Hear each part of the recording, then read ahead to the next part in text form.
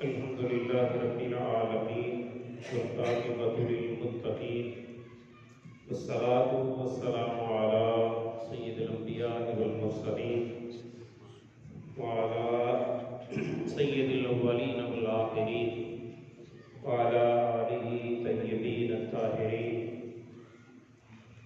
وعلی اصحابہ ہادیین المہدیین اما بعد فاعوذ باللہ السمیع العلیم من الشیطان الرجیم بسم اللہ الرحمن الرحیم یا ایھا الذین آمنوا ادخلوا فی السلم کافۃ ولا تتبعوا خطوات الشیطان انہ لکم عدو مبین صدق اللہ مولانا العظیم وصدق رسولہ النبی الکریم الامین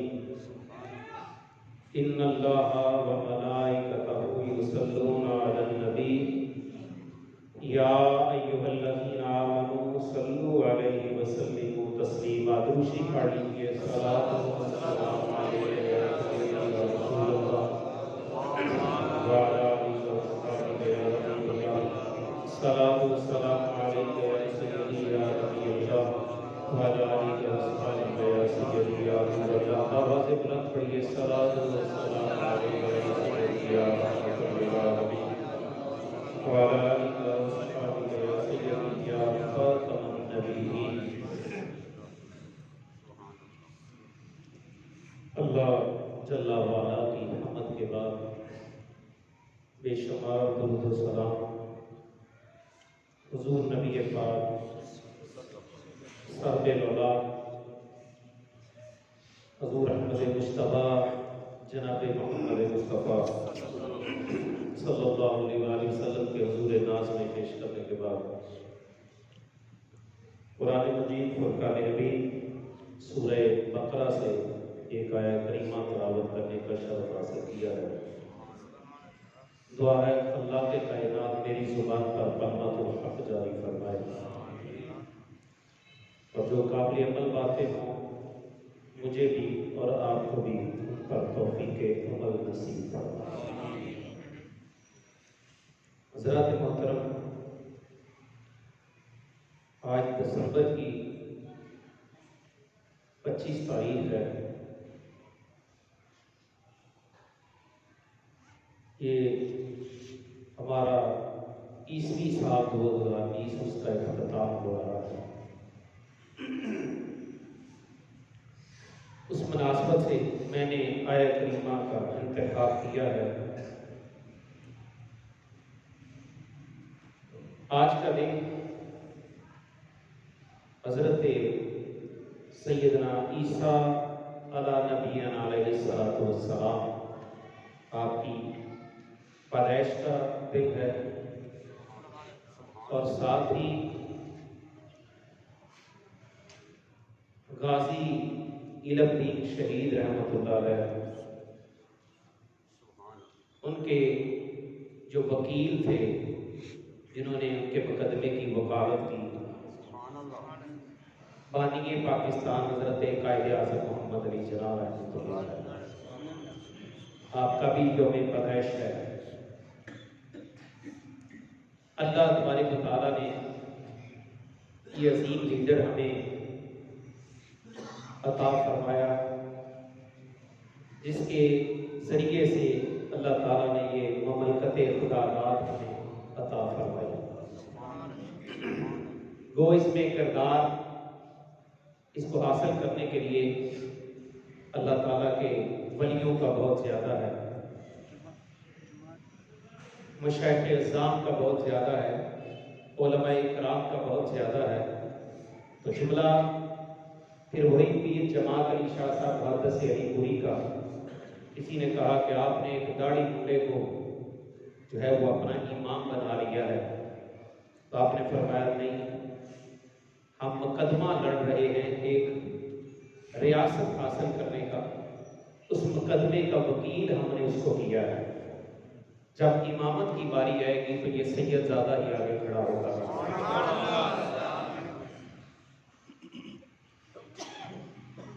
تو اس مناسبت مناسبت سے میں نے اس آیت کریمہ کا سورہ بقرہ کی آیت نمبر 208 کا انتخاب کیا ہے۔ میرے سامنے بخاری شریف ہے، پہلی جلد، اور اس کا پیج نمبر میرے سامنے 613 ہے،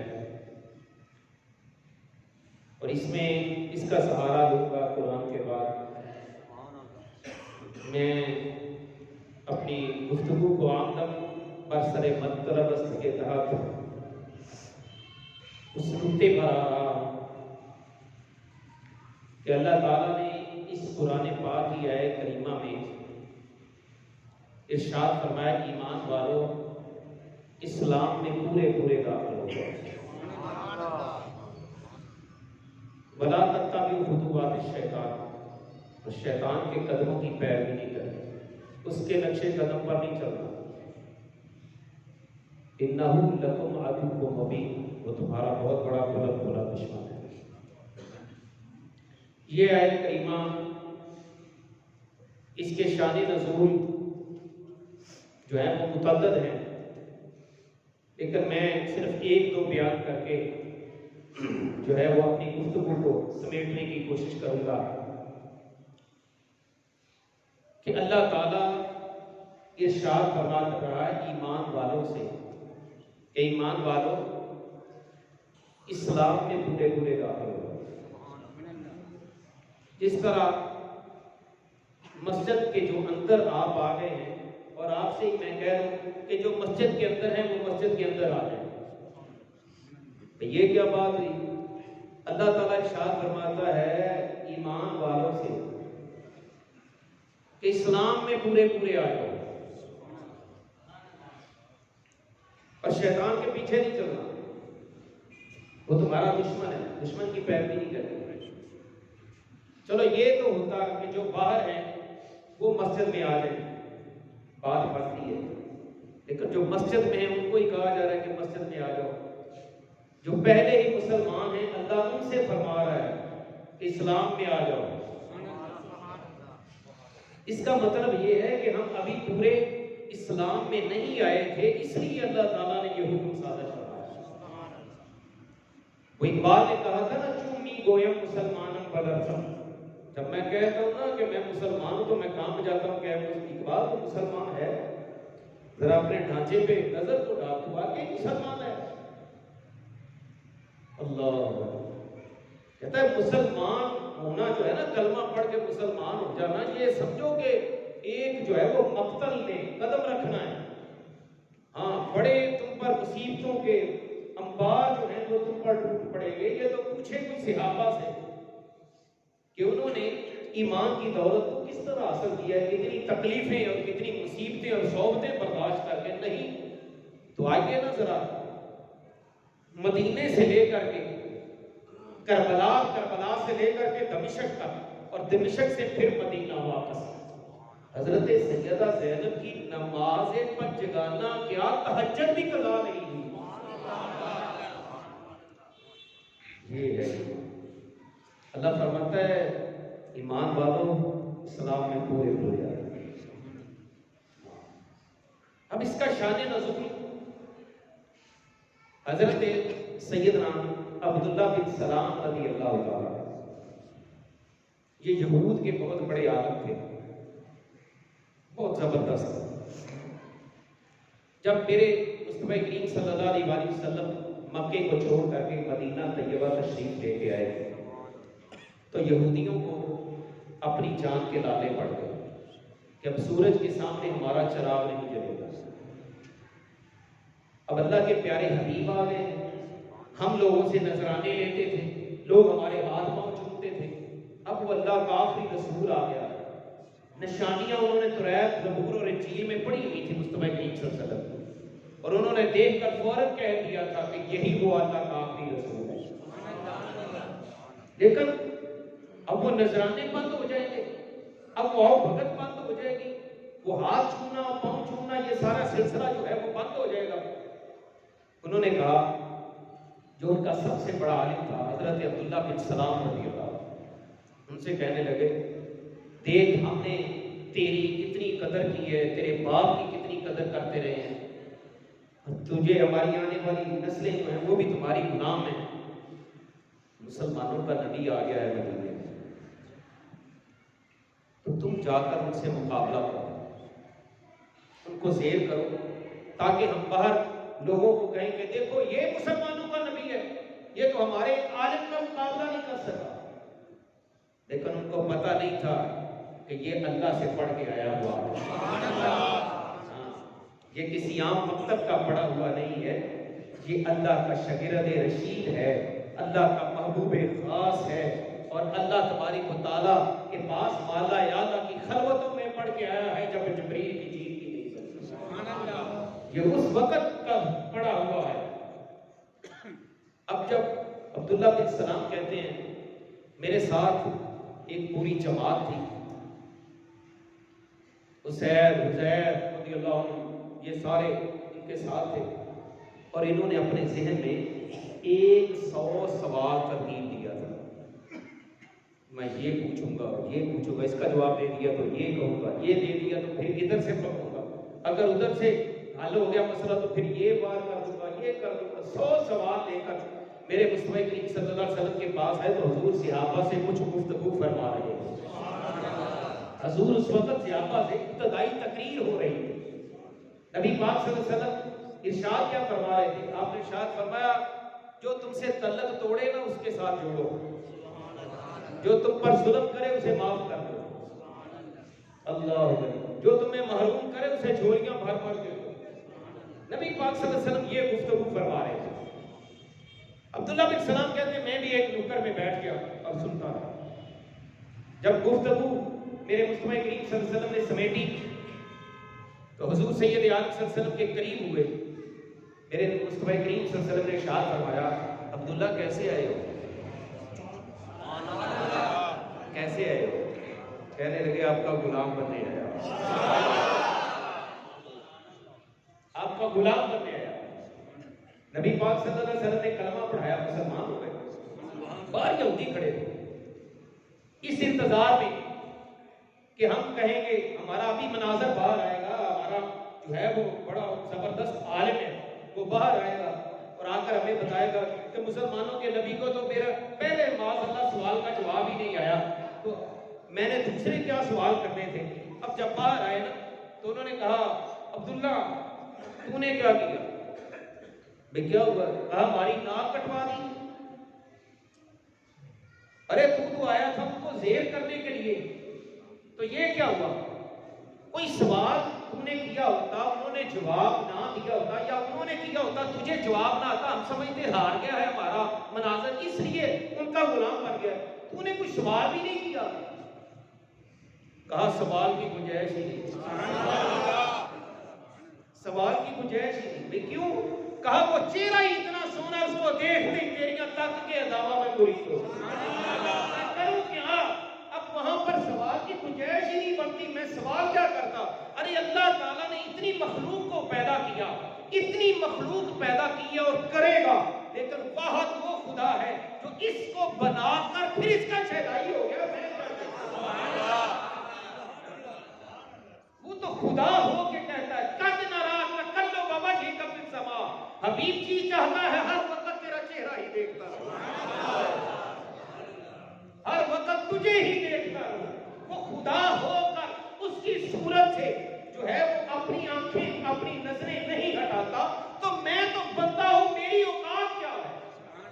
میں کس جو ہے وہ باغ کی ڈولی ہوں، میں کس طرح کا جو ہے وہ ایک جو ہے وہ وزن ہوں، میری تو کوئی حیثیت ہی نہیں ہے. ارے وہ مصطفی کریم صلی اللہ علیہ وسلم کے ساتھ وہاں سوالوں کی کوئی گنجائش. اب ان کو دیکھ کر کے ہمارا اتنا بڑا مناظر، ہمارا نمبردار، ہمارا چودھری، بھئی ہمارا چیئرمین، ہماری پارٹی کا لیڈر وہ غلام بن گیا ہے، تو ان کے دیکھے دیکھے ایک پوری جماعت حضور کی غلام بن گئی. اب ہوا کیا؟ اللہ اب یہود، کیونکہ یہ یہود سے اسلام میں آئے تھے، ایک پوری جماعت تھی، تو یہود جو ہیں وہ اونٹ کا گوشت نہیں کھاتے، اونٹنی کا دودھ نہیں پیتے، اور ہفتے کے دن کی عزت بڑی کرتے ہیں. بہت زیادہ یہودی جو ہیں وہ ہفتے کے دن کی عزت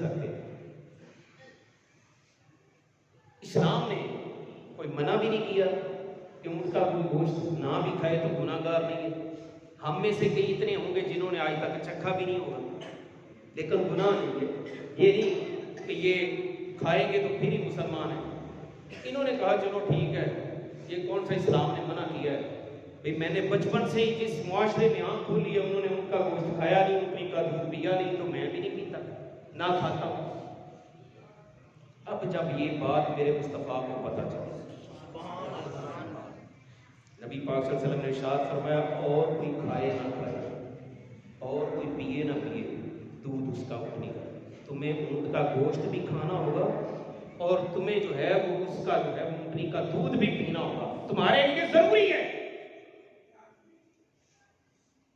تمہارے دل میں ابھی بھی وہی بات ہے کہ ہم اس کی رسپیکٹ کرتے تھے ہفتے کے دن کی دعا. چلو ٹھیک ہے, میں ہفتے کے دن کی بھی رسپیکٹ کرتا ہوں اور یہ بھی نہیں کام کرتا اور یہ بھی نہیں کرتا. کوئی کون سا اسلام نے منع کیا؟ فرمایا نہیں, شائبہ بھی پیدا نہ ہو کہ تمہارا ان کے ساتھ کوئی تعلق ہے, ان کے ساتھ کوئی لنک ہے. اب دیکھیں اسلام تو یہاں تک روک رہا ہے کہ خبردار یہ کام نہیں کرنا تاکہ ان کے ساتھ مشابہت نہ ہو جائے. تم اب اسلام میں آئے ہو تو پورے اسلام میں آ جاؤ. یہ نہیں کہ جناب مسجد میں جانا ہے تو ننگے سر, مندر میں جانا ہے تو رومال باندھ کے لینا, کیونکہ وہ اندر جانے نہیں دیتے. اور پھر میں نے دیکھا کہ انہوں نے کہا نہیں جناب آپ ایسے کیسے جاؤ گے, یہ ٹال کھڑکانا پڑے گا. ہائے افسوس, یہ اسلام نہیں نہ. کبھی وہ بھی اس طرح آئے ہیں محفل میلاد میں یا مسجد میں سر ڈھانپ کے کہ چلو ہم نے وضو کرنا ہے پھر مسجد میں آنا ہے. تم مورتیوں پہ دودھ چڑھاتے پھرتے ہو, تم جو ہے وہ ان کے آگے یوں تلک لگا کے اور ہاتھ باندھ کے سلام کرتے ہو. اسلام کہتا ہے نہیں, تم اتنی دیر تک مومن ہو ہی نہیں سکتے جب تک پورے اسلام میں آ جاؤ. یہ اسلام میں تمہیں آنا پڑے گا, داخل ہونا پڑے گا. کہ اسی سے کوئی بھی تہوار آ ہے, کوئی بھی, میں اس تہوار کا آج کے کا نام نہیں لوں گا کیونکہ اس کا معنی بڑا غلط ہے, بندہ کفر تک چلے جاتا ہے. ہاں, اس کا معنی بہت زیادہ غلط ہے اس دن کا جو عیسائی مناتے ہیں. لیکن میں اس کا نام بھی نہیں لوں گا کیونکہ ممبر کا ایک تقاضا ہے. میرے سامنے بخاری پڑھی ہوئی, میں کیوں وہ نام لوں جس پہ بندہ جو ہے وہ کفر کی حد تک پہنچ جائے. میں نام لوں گا اپنے محبوب لیڈر کا, جو عرشوں کا راہی ہے, جو رب کا محبوب ہے, جو سارے نبیوں کا امام بن کے آیا, اللہ, جس کا سکہ قیامت تک جاری رہے.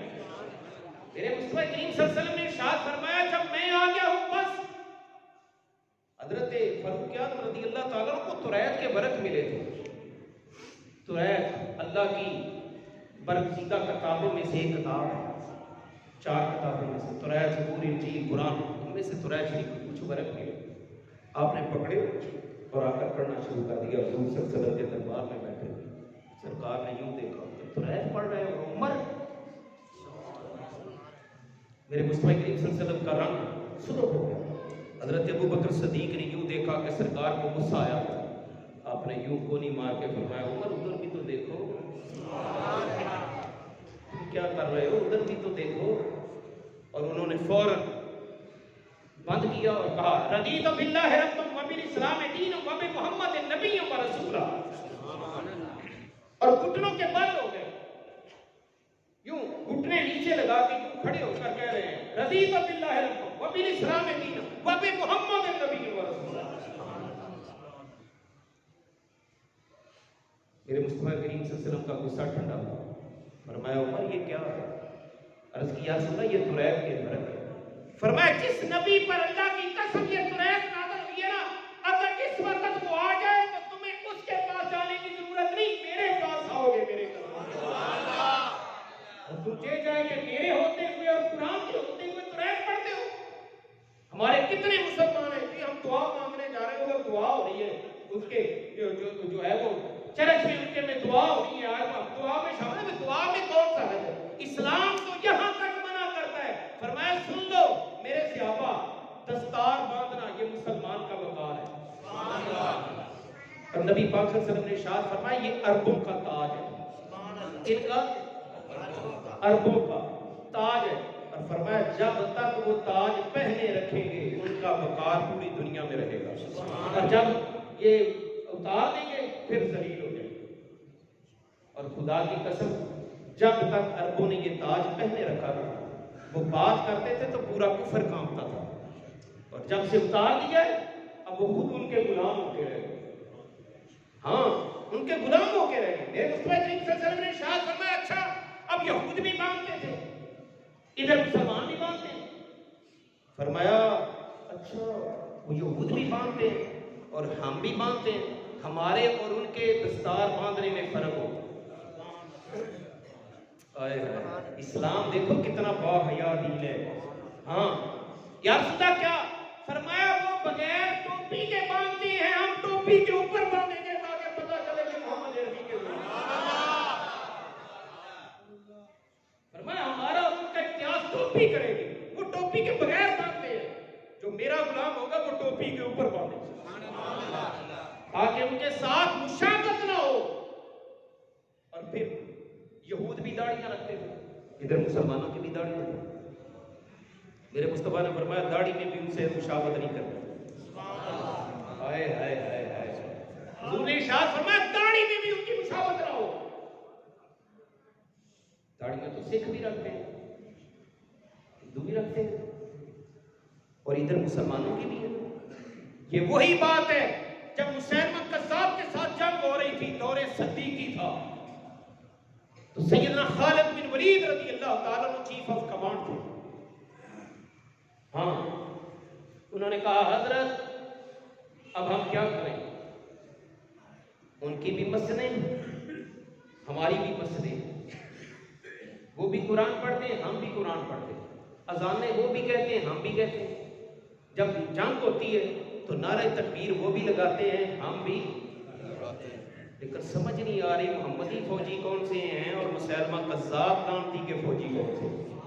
سیدنا ابو بکر صدیق رضی اللہ تعالیٰ نے فرمایا تم اپنا شعار بدل لو، تم نعرہ بدل لو تاکہ ان کے ساتھ مشابہت نہ ہو۔ کیا نعرہ لگائے؟ فرمایا وہ کیا کہتے ہیں؟ انہوں نے کہا جناب سیدنا خالد بن ولید نے جس کے بارے میں اقبال کہتا ہے یہ ہاتھ قبضہ تلوار پہ ہے تو مومن خالد جاں باز ہے یا پھر حیدر کرار اللہ علی۔ جناب وہ سیدنا خالد بن ولید رضی اللہ تعالیٰ عنہ کہنے لگے حضرت جب وہ تلوار چلاتے ہیں تو کہتے ہیں اللہ اکبر، نعرہ تکبیر لگاتے ہیں۔ فرمایا تم نعرہ بدل دو، اپنے فوجیوں کو سمجھا دو، اللہ اکبر کہے تو وہ مسلمہ کذاب کا سمائی ہے، جو یا رسول اللہ کہے وہ محمد عربی کا سمائی ہے۔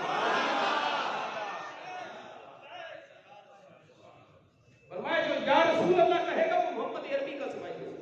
تم نعرہ بدل دو، نعرہ بدلا دو تاکہ ان کے ساتھ مشابہت نہ ہو۔ یا رسول اللہ داڑھیاں ان کی بھی، یہودیوں کی بھی، ادھر صحابہ کی بھی۔ فرمایا تم نے جو ہے وہ داڑھیوں کی میڈیاں کرتے ہیں، جس طرح عورت نہیں کرتی پیچھے وہ بالوں کی میڈیاں، وہ یا پھر وہ موتی ان میں پروتے تھے داڑھیوں میں۔ ہاں مختلف قسم کے سٹائل بناتے تھے، جس طرح آج کل ہمارے نوجوان بھی پتہ نہیں جو فلم دیکھی اسی کا سٹائل بنا لیا داڑھی کا۔ میرے مصطفیٰ کریم صلی اللہ تعالیٰ علیہ وآلہ وسلم آپ نے ارشاد فرمایا وَبِعِزَّتِ رَبِّي بِأَنَّ لِحْيَتَهُ، مجھے میرے رب کی عزت کی قسم جو میرا غلام ہوگا وہ داڑھی کا اس طرح کا نہیں بنائے گا۔ داڑھی کو کنگھی کرو، صاف ستھرا رکھو تاکہ ان کے ساتھ مشابہت نہ ہو۔ وہ موتی اس میں جو ہے وہ پرو لیتے ہیں، میڈیاں بنا لیتے ہیں، مختلف سٹائل بنا لیتے ہیں، ہم صحابہ اس طرح نہیں کریں گے تاکہ پتہ چلے گے محمد عربی کے غلام ہیں۔ اسلام تو یہاں تک درس دیتا ہے۔ نماز وہ بھی پڑھتے تھے، نماز مسلمان ہم بھی پڑھتے ہیں، لیکن قرآن نے کیا کہا اچھا اس میں بھی تمہاری ان کے ساتھ مشابہت نہ ہو۔ تم جا کے مورتیوں پہ دودھ چڑھاتے ہو، تمہیں پتہ ہی نہیں ہے اسلام کہتا کیا ہے۔ اسلام نے کہا تھا، اللہ تعالیٰ نے قرآن میں کیا کہا وَرْكَعُوا مَعَ الرَّاكِعِينَ وَاسْجُدُوا مَعَ السَّاجِدِينَ کا کہ سجدہ کرنے والوں کے ساتھ سجدہ کرو، کیونکہ یہود کی نماز میں رکوع نہیں تھا۔ فرمایا تمہاری نماز میں رکوع ہے، رکوع کرنے والوں کے ساتھ رکوع کرنا ہے۔ فرمایا اس میں بھی تم ان کے ساتھ مشابہت نہیں کرنی۔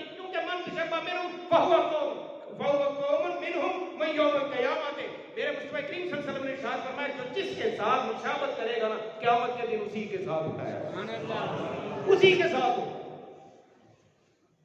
اب بندہ دیکھے نا ذرا اپنے لیے کہ میرا کس کے ساتھ تعلق ہے، میں کس کے ساتھ، ہاں میری مشابہت کس کے ساتھ ہے. خسرو پرویز کے 2 ایلچی آئے تھے مصطفیٰ کریم صلی اللہ علیہ وسلم کے پاس پہلی بار داڑھی منڈا کے، ہاں داڑھی منڈا کے. تو نبی پاک صلی اللہ علیہ وسلم نے ارشاد فرمایا یہ تم نے کیا حلیہ بنایا ہوا. انہوں نے کہا ہمارا خدا جو ہے وہ ہمیں منع کرتا ہے کہ ہم نے داڑھی نہیں رکھنی. سرکار نے فرمایا تمہارا جھوٹا خدا تمہیں منع کرتا ہے، میرا سچا خدا کہتا ہے کہ داڑھی رکھو.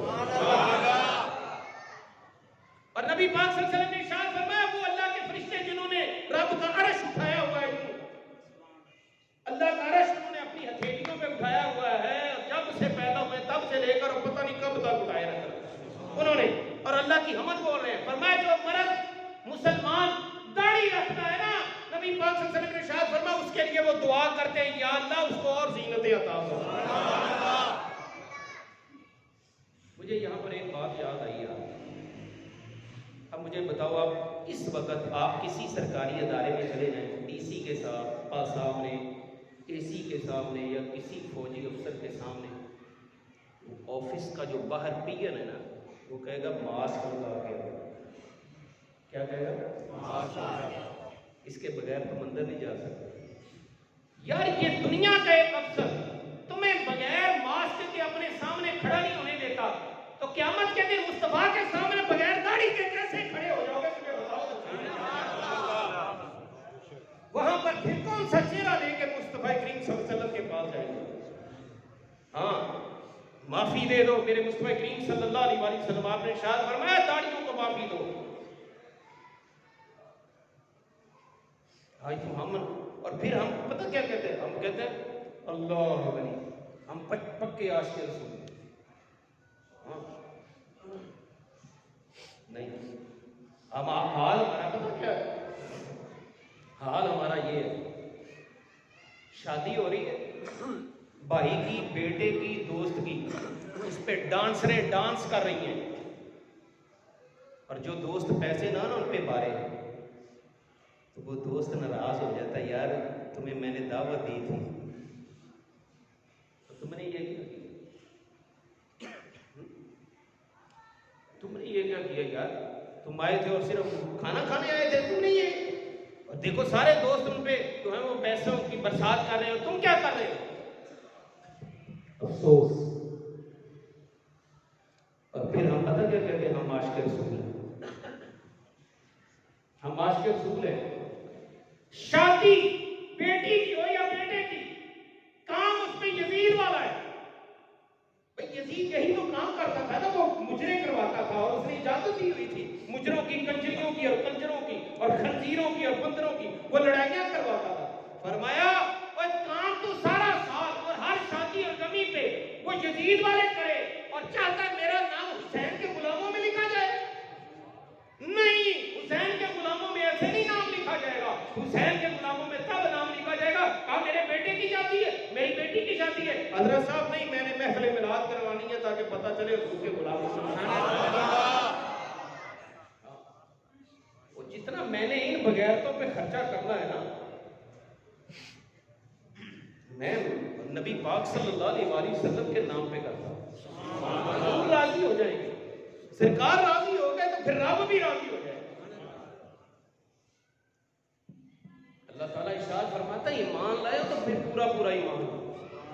ہاں چلو جی کچھ نہیں ہوتا، وہ کیک ہی کھانا تھا نا، اور کیا ہے. میں نے پہلے کہہ دیا کہ اسلام تو یہاں تک منع کرتا ہے. اسلام کہتا ہے سن لو، صبح سورج نکل رہا ہو تب عبادت نہیں کرنی، سورج درمیان میں آ جائے عبادت نہیں کرنی، سورج غروب ہو رہا ہو تو پھر بھی سجدہ نہیں کرنا. کیوں؟ کس لیے نہیں کرنا؟ فرمایا جب سورج نکل رہا ہو نا، تاکہ اس وقت تمہارا سجدہ تو بھائی رب کو کرنا ہے نا، اور کسی کو تو نہیں ہے نا. سجدہ تو خدا کو، تو خدا ہر وقت وہ سن رہا ہے، دیکھ رہا ہے، جانتا ہے. وہ تو ان چیزوں سے پاک ہے کہ وہ کسی، اللہ معاف کرے کہ وہ نقل کفر نہ باشد کہ وہ غافل ہو جائے، یہ ہو ہی نہیں سکتا. لیکن ان 3 وقتوں میں کیوں منع کر دیا گیا عبادت بھی نہ کرو رب کی، رب کو سجدہ بھی نہیں کرنا، رب کہتا ہے نہ خبردار، ٹھیک ہے جب چاہو کرو لیکن ان وقتوں میں نہیں کرنا، تاکہ تمہاری مشابہت ان کے ساتھ نہ ہو جائے جو سورج کے پجاری ہیں۔ جب سورج نکل رہا ہوتا تھا وہ سورج کے پجاری سورج کو سجدہ کرتے تھے، حالانکہ کیا ہے جب ہم سجدہ کریں گے تو ہمارا منہ کعبے کی طرف ہوگا اور سورج ہماری پشت میں ہوگا، کہ سورج کی طرف منہ بھی نہیں ہے، درمیان میں آ جائے تو پھر بھی پشت، اور جب غروب ہو رہا پھر سورج جو ہے وہ ادھر آ جاتا ہے۔ فرمایا نہیں کرنا تاکہ یہ نہ ہو کہ یہ سورج کے پجاری ہیں اور ہمارے ساتھ دیکھو یہ ہمارا طریقہ، وہی ہمارا طریقہ جو ہے وہ اختیار کیے ہوئے ہیں۔ فرمایا نہیں ان وقتوں میں نہیں کرنی، پھر جب چاہو رب کی عبادت کرو، رب جانے۔ سبحان اللہ۔ اور آدھا تیتر اور آدھا بٹیر، فرمایا نہیں یہ مومن نہیں ہے۔ ہاں مجھے وہ ایک حضرت صاحب کی بات بڑی اچھی لگی، انہوں نے فرمایا یار ایسے مسلمان نہ بنو، ایسے نہ مسلمان بنو کہ تمہیں دیار غیر میں اپنا تعارف کروانا پڑے، پاسپورٹ دکھانا پڑے، یہ دیکھو یہاں پر اسلام لکھا ہوا ہے، یا یہ دیکھو میرا نام، یہ دیکھو میں جناب جی میں مسلمان ہوں۔ یا اگر تم مر گئے ہو تو تمہیں کسی اور طریقے سے دیکھا جائے، وہ کیا کرتے ہیں وہ شلوار وغیرہ اتار کے کپڑے اتار کے پھر چیک کرتے ہیں کہ یہ مسلمان ہے یا غیر مسلمان ہے۔ فرمایا نہیں، تمہارا حلیہ ایسا ہونا چاہیے، تمہاری وجہ قطعی ایسی ہونی چاہیے، تم آ رہے ہو تو دور سے ہر کوئی دیکھ کر کرے ارے یہ وہ دیکھو محمد عربی کا غلام، حضور کا غلام۔ اللہ اسلام اللہ تبارک و تعالیٰ ارشاد فرماتا ہے ایمان والو، ایمان لائے ہو تو پھر پورا پورا ایمان لاؤ۔ ہاں یہ نہیں کہ جو اچھی چیز لگی چلو یہ اپنا لیتے ہیں، اور نہیں یار یہ سختی والی بات ہے یہ ہم نہیں کرتے، اور یار یہ رہنے بھی دو، یہ رہ بھی جائے گی تو کچھ نہیں ہوتا۔ نبی اکرم صلی اللہ تعالیٰ علیہ وسلم کے وہ پیاری سے آگے حضرت سیدنا فاروق رضی اللہ عنہ، انہوں نے جب وہ کلمات پڑھے رضیت باللہ ربا وبالاسلام دینا وبمحمد نبی ورسولا، اس کا معنی پتہ کیا ہے؟ میں اللہ کے رب ہونے پہ راضی ہوں کہ وہ میرا رب، اور اپنے دین اسلام پہ راضی ہوں۔ ہاں یہ دوسرے دین نہیں، میں ان پہ راضی نہیں، میں اسلام پہ راضی ہوں، اور میں اس بات پہ راضی ہوں کہ میرا رسول محمد مصطفیٰ۔ ہاں تو نبی اکرم صلی اللہ علیہ وسلم نے ارشاد فرمایا جو بندہ یہ کلمات پڑھ لے ایک دن میں فقط 3 بار، عمر تیرے منہ سے بڑے اچھے لگے، ایک بار پھر پڑھ، انہوں نے کہا رضیت باللہ ربا وبالاسلام دینا وبمحمد نبی۔ نبی اکرم صلی اللہ علیہ وسلم نے ارشاد فرمایا قیامت کے دن اللہ تبارک و تعالیٰ اس بندے کو راضی کر کے جنت میں بھیجے۔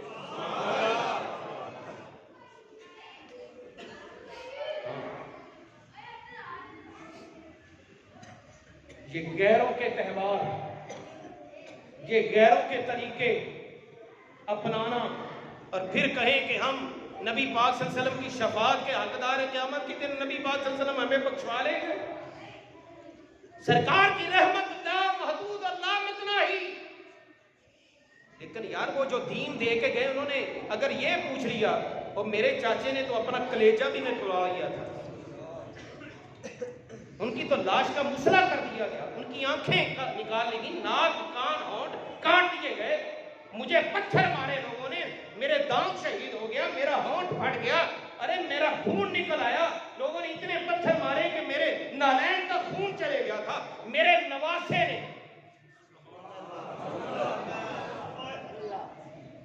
اپنا سارا خاندان قربان کر دیا، اور تم کلیم پہ سجدہ نہیں کرتے تھے، تمہیں یہی گراں گزرتا تھا، تمہیں یہی پر کہہ دیتے تھے نہیں نہیں دین بڑا سخت ہے، دین میں بہت سختی ہے۔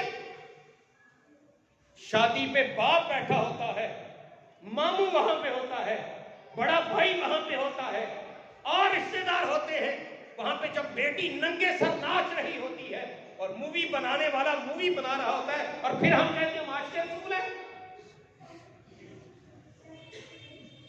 بتاؤ نا ذرا، ہم اپنے اس گناہ کو دوام دے رہے ہیں، تاکہ یہ ڈیلیٹ ہی نہ ہو، پھر بار بار دیکھیں ہم اس کو کہ یہ دیکھو یہ ہے مسلمانوں کا کلچر۔ ابھی ہندوستان اور پاکستان کی تقسیم نہیں ہوئی تھی تو وہاں پر ایک مقدمہ انگریز کی عدالت میں آیا تھا،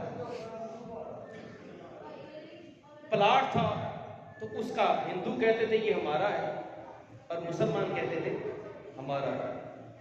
جب وہ آخری تاریخوں پہ آخری مراحل پہ مقدمہ آیا، بس اسی پہ میں وائنڈ اپ کر رہا ہوں اپنے بیان کو، تو انہوں نے کہا، ہندوؤں نے کہا مسلمانوں کا مفتی آ کر کہہ دے، ان کا عالم دین جس کے پیچھے یہ نماز پڑھتے ہیں نا، وہ عدالت میں آ کر قسم اٹھائے نا، ویسے ہی آ کر کہہ دے کہ یہ پلاٹ مسلمانوں کا ہے تو ہم دستبردار ہو جائیں گے، پلاٹ مسلمانوں کو دے دیں۔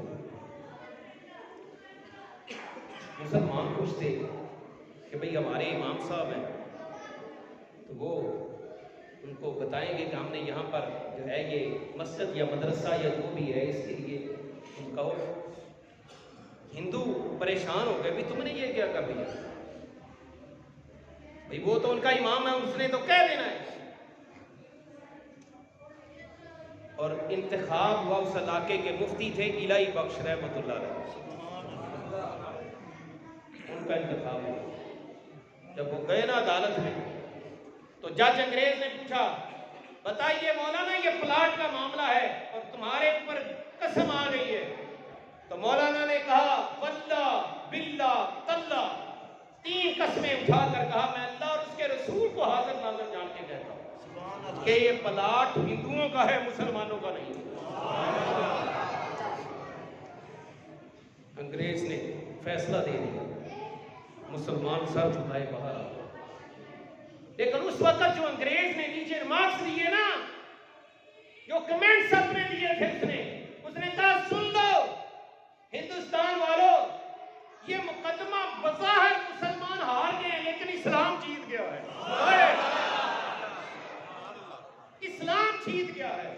اور یاد کیا تھا، ایک پلاٹ بس، اور اس نے کہا مجھے پتا ہے کہ یہ پلاٹ جو ہے وہ ہندوؤں کا ہے، ہمارا مسلمانوں کا نہیں ہے، اور ہم تو پتہ نہیں کتنی قسم ہے، نہیں اس جیسا مال تو پورے بازار میں تجھے نہیں ملے گا، ایسا کپڑا تو پوری مارکیٹ میں نہیں ہے، نہ میں قسم کھا کے کہتا ہوں اس ریٹ پہ تو میں اپنے باپ کو نہیں دیتا۔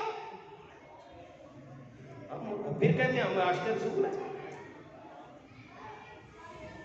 پھر کہتے ہیں ہمیں نماز میں لذت نہیں آتی، ہمارے گھر میں ہماری اولاد ہمارا کہنا نہیں مانتی، میری بیوی پر چلن ہو گئی ہے وہ تو میرا کہا ہی نہیں مانتی، کوئی میرا کہنے پہ چلتا ہی نہیں، تو رب کے کہنے پہ نہیں چلتا، جب تو رب کے کہنے پہ چلے گا تو پورے کائنات تیرے کہنے پہ چلے گا، مجھے کسی کا ڈر نہیں ہوگا۔ ہاں، اور اللہ ماشاءاللہ ہمارے معاشرے میں کیا ہو رہا ہے مجھے بتائیے، نبی اکرم صلی اللہ علیہ وسلم نے ارشاد فرمایا قسم کھانے سے مال تو بک جائے گا لیکن اس میں برکت نہیں رہے گی، بے برکتی آ جائے گی۔ اور نبی پاک صلی اللہ علیہ وسلم نے ارشاد فرمایا وہ بندہ جو قسم کھا کے مال بیچتا ہے نا، قیامت کے دن اللہ تعالیٰ اس کی طرف نظر رحمت بھی نہیں کرے گا، اس کو پاک بھی نہیں کرے گا، وہ بندہ جنت کی خوشبو بھی نہیں پائے گا، اگر کہ جنت کی خوشبو 1000 سال تک دور جا رہی ہے۔ اپنے گھروں میں اسلام لاؤ، ہم کہتے ہیں ملک میں اسلام آ جائے، پہلے ہم اس پہ تو اسلام نافذ کر لیں، ہمارے تو اس وجود پہ اسلام نہیں ابھی آیا، کتنے سال ہو گئے ہمیں اسلام کرتے ہوئے۔ ارے پہلے اپنی اس باڈی پہ جس پہ تیرا اختیار ہے، اس پہ تو تیرا اختیار ہے، اس پہ تو اسلام لا رہا، اگر تو اسلام اس پہ لائے گا تو سب سے پہلے تیرے گھر میں بچوں پہ آئے گا، کہے گا میری امی فجر پڑھتی تھی، ہاں میری امی قرآن کی تلاوت کرتی تھی، میرا بابا مسجد میں مجھے لے کے جاتا تھا نا تو وہاں پہ نماز پڑھ کے بعد میں قرآن کی تلاوت کیا کرتا تھا، ہاں میں پوچھتا تھا بابا یہ کیا ہے، اللہ غنی، تو وہ ساتھ آنکھوں سے آنسو بہاتا تھا اور کہتا تھا بیٹا یہ جو بھی ہے یہ میرے رب کی باتیں ہیں، ساری کی ساری سچی باتیں، ساری کی ساری سچی باتیں، ساری حقیقت میں مبنی ہے۔ اللہ فرماتا ہے ایمان لائے ہو تو پھر پورا ایمان لاؤ، نہ دوگلا پلیسی نہ کرو، کہ چلو کچھ نہیں ہوتا یار، وہ ہمارے ساتھ اٹھتا بیٹھتا ہے، وہ ہمارے ساتھ ایسے کرتا ہے، وہ یہ ہے، وہ اس کے ساتھ ذرا لین دین ہے، دنیا داری ہے۔ صحابہ سے زیادہ بھی دنیا داری تم نے دیکھی ہے؟ صحابہ بھی دنیا دار تھے، تابعین دنیا دار نہیں تھے؟ کیا انہوں نے دنیا میں زندگی نہیں گزاری، شادیاں نہیں کی؟ اللہ علیہ، انہوں نے کہا بس انہیں جانا انہیں مانا، نہ رکھا غیر سے کام، للہ الحمد میں دنیا سے مسلمان گیا۔ اس طرح اپنے آپ کو بناؤ کہ بس جو بھی ہے وہ میرے مصطفیٰ کی ذات ہے۔ پہلے ہم نے دیکھنا ہے کہ نبی پاک صلی اللہ علیہ وسلم کا فرمان اس کے بارے میں کیا، حضور کیا فرماتے ہیں۔ سرکار نے ایسا عمل کیا ہے کہ ہم جائیں ان کے پاس ان کو مبارک دیں، یا کسی صحابی نے کیا ہے؟ نہیں، آپ نے فرمایا بس اب اسلام آ گیا تو اسلام کا جھنڈا ہی لہرائے۔ اللہ تبارک و تعالی ہمیں سچا اور سچا مسلمان بنائے۔